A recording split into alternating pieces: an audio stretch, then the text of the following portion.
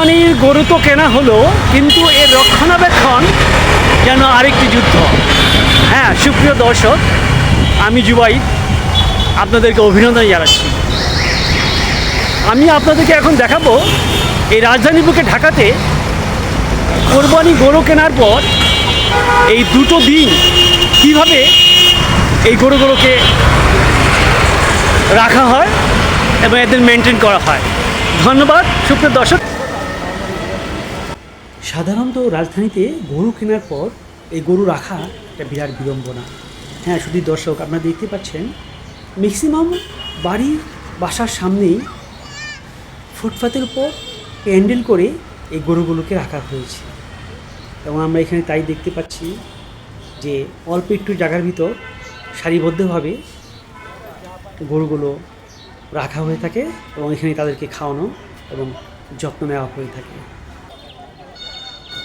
ঢাকাতে গরু রাখার এটি একটা বিরাট সমস্যা, কারণ একটি পশু, কোরবানির পশু, তার যত্নের দরকার আছে।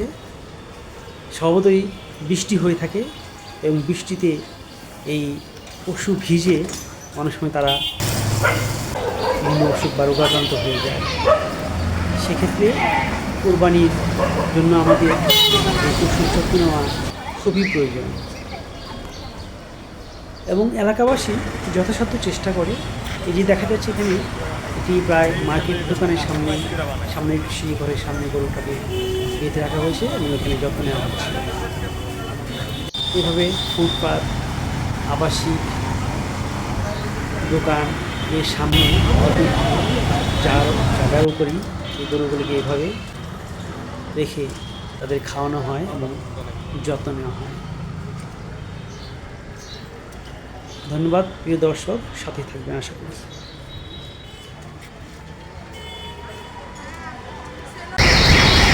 আমি আপনাদেরকে এখন দেখাবো এই রাজধানী বুকে ঢাকাতে কোরবানি গরু কেনার পর এই দুটো দিন কীভাবে এই গরুগুলোকে রাখা হয় এবং এদের মেনটেন করা হয়। ধন্যবাদ সুপ্রিয় দর্শক। সাধারণত রাজধানীতে গরু কেনার পর এই গরু রাখা একটা বিরাট বিড়ম্বনা। হ্যাঁ, শুধু দর্শক, আপনারা দেখতে পাচ্ছেন যত্ন নেওয়া হয়ে থাকে। ঢাকাতে গরু রাখার এটি একটা বিরাট সমস্যা, কারণ একটি পশু, কোরবানির পশু, তার যত্নের দরকার আছে। স্বভাবতই বৃষ্টি হয়ে থাকে এবং বৃষ্টিতে এই পশু ভিজে অনেক সময় তারা বিভিন্ন অসুখ বা রোগাক্রান্ত হয়ে যায়।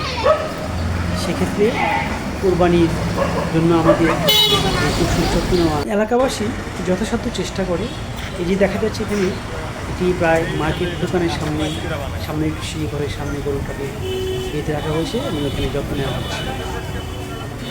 এভাবে ফুটপাত, আবাসিক দোকান এর সামনে জায়গার উপরই এই গরুগুলিকে এভাবে রেখে তাদের খাওয়ানো হয় এবং যত্ন নেওয়া হয়। ধন্যবাদ প্রিয় দর্শক, সাথে থাকবেন আশা করি।